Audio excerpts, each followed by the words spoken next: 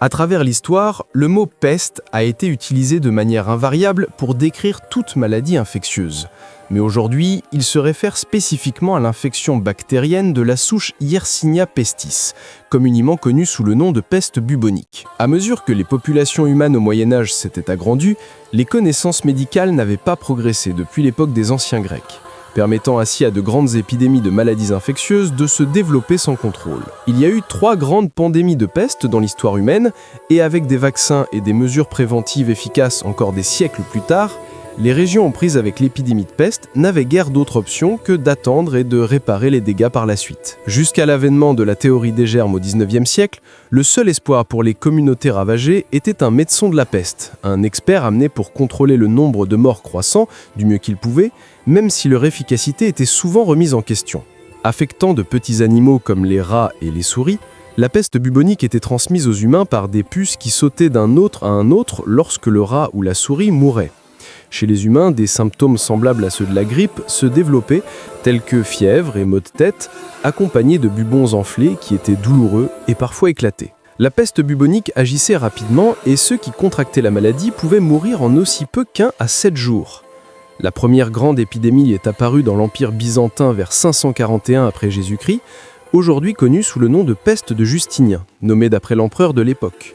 Avec des connaissances médicales extrêmement limitées, les corps étaient laissés entasser dans les rues, permettant à la maladie de se répandre sans entrave, et les souffrants étaient conseillés de porter des fleurs ou de prendre des bains d'eau froide pour se traiter. Sans surprise, les vestiges de cette peste continueraient à persister jusqu'au 8e siècle. Elle ravagea la capitale, Constantinople, et tua jusqu'à 1/4 de la population européenne, bien que certaines estimations évaluent le chiffre encore plus haut. Mais des siècles après que la peste de Justinien ait disparu et que les populations d'Europe, d'Asie et d'Afrique du Nord aient prospéré, la même souche réapparaîtrait avec des résultats encore plus dévastateurs. La peste noire fut la pandémie la plus mortelle de l'histoire humaine, causant jusqu'à 25 millions de morts, soit 1/3 de la population européenne. Apparue vers 1346, cette pandémie continuerait de hanter le continent eurasien jusqu'au XVIIe siècle. Au XVIIe siècle en Europe, de plus petites épidémies de peste noire continuaient de réapparaître dans les villes et les villages. Après 300 ans, la peste était devenue une partie de la vie redoutée mais acceptée. Et le rôle d'un médecin de la peste avait pris une importance et une renommée croissante. Lorsqu'une épidémie locale émergeait et que les cas commençaient à augmenter, le maire ou le gouverneur d'une ville contactait le meilleur médecin de la peste qu'il pouvait se permettre et faisait appel à lui le plus rapidement possible. Le travail comportait un danger évident et un code de conduite attendu leur était imposé. Dans un contexte d'une maladie hautement infectieuse, les médecins de la peste devaient rester en quarantaine du reste de la ville, vivant souvent en dehors de ses frontières, ne traiter que les victimes de la peste et n'accepter aucun paiement des infectés car ils étaient payés directement par la ville, même si certains le faisaient quand même. Mais la plupart étaient si bien payés qu'ils n'en avaient pas besoin. Un médecin au XVe siècle, par exemple, gagnait 6 fois le salaire annuel d'un travailleur qualifié à l'époque, et ce n'était certainement pas une exception. En plus d'un paiement significatif pour leur travail, les contrats contenaient des clauses supplémentaires allant de l'indemnité de licenciement, du paiement complet des expenses et de nourriture, à la citoyenneté nationale s'ils venaient de l'étranger. Certains promettaient même une maison au médecin, sans frais, dans le cadre de l'accord. Une fois les termes agréés, le contrat signé, les médecins arrivaient et commençaient leurs fonctions. En théorie, cela impliquait le traitement des patients et la gestion de la propagation de la maladie du mieux qu'ils pouvaient, mais en réalité, les options de traitement utilisées avaient peu d'espoir de sauver qui que ce soit. Jusqu'au XIXe siècle, la théorie dominante des connaissances médicales était celle des humeurs, d'abord développée par les anciens Grecs et les Romains. Cette théorie suggérait que les humains étaient composés de 4 humeurs, le sang, la bile jaune, la bile noire et le flegme, et que toute maladie ou mal duvait à un déséquilibre de ces différentes qualités. Un traitement courant de la peste était typiquement la saignée, consistant à placer des sangsues sur les bubons enflés pour extraire le sang excédent, mais d'autres traitements comprenaient des lavements, l'utilisation de laxatifs et la fumigation des maisons infectées. En 2 temps, au moins une partie de leurs travaux était de prendre des notes sur chaque patient qu'ils avaient traité et d'en déterminer la survie dans les registres sous la commande de la ville. En Moyen-Âge, les médecins de la peste faisaient leur tour dans leur uniforme typique de clerc ou de médecin, sans beaucoup de précautions pour leur propre sécurité. Mais à partir de 1619, les célèbres costumes de médecins à bec commencèrent à apparaître.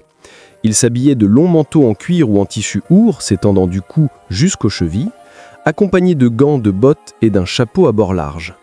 L'élément le plus célèbre du costume était leur masque, une couverture en forme d'oiseau avec des ouvertures pour les yeux en verre et un bec garni de lavande ou d'autres substances à forte odeur, utilisées pour contrer le miasme, suivant la théorie que les mauvaises odeurs étaient la cause de la peste.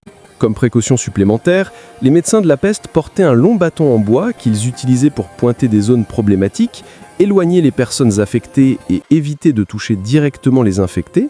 Tous les médecins de la peste ne portaient pas ce costume, mais ceux qui le faisaient étaient instantanément reconnaissables et suscitaient la peur s'ils étaient aperçus dans un quartier. Ils les considéraient comme des présages de mort, leur apparence étant liée aux terribles épidémies qu'ils étaient engagés à prévenir, ce qui poussait certains résidents à tenter de fuir une zone infectée. Certains médecins de la peste étaient entièrement des médecins non qualifiés, tandis que d'autres venaient avec un diplôme universitaire et des années d'expérience dans le traitement de la peste, enregistrant leurs découvertes, recherchant des options de traitement et développant des pratiques qui posaient les bases de la microbiologie. À la fin du XVIIe siècle, les derniers effets de la peste noire commençaient à disparaître. Et bien qu'il ne fallut pas très longtemps avant qu'une autre souche de peste ne ravage le monde à nouveau, le monde médical était bien mieux préparé pour y faire face. En 1855, la peste bubonique éclata en Chine et se répandit rapidement dans tous les continents du monde à l'exception de l'Antarctique. Jusqu'à 15 millions de personnes sont mortes dans le monde et la pandémie existerait dans une certaine forme bien dans le XXe siècle. Dans un monde de population bien plus nombreuse et de meilleures liaisons de transport reliant les communautés mondiales, l'impact de la troisième pandémie de peste a été bien moins sévère qu'il aurait pu l'être. Les médecins de la peste du XIXe siècle ne portaient plus de longs manteaux noirs et de masques d'oiseaux, patrouillant les rues et agitant leurs bâtons en bois. Ils portaient maintenant des blouses blanches, étaient stationnés dans les laboratoires et scrutaient des microscopes. Plutôt que de pratiquer la saignée et de rehabilancer les humeurs, ils se concentraient sur l'isolement, l'incinération et l'inoculation. Les successeurs des médecins de la peste ont réduit le taux de mortalité des victimes dans le monde entier grâce au développement de vaccins.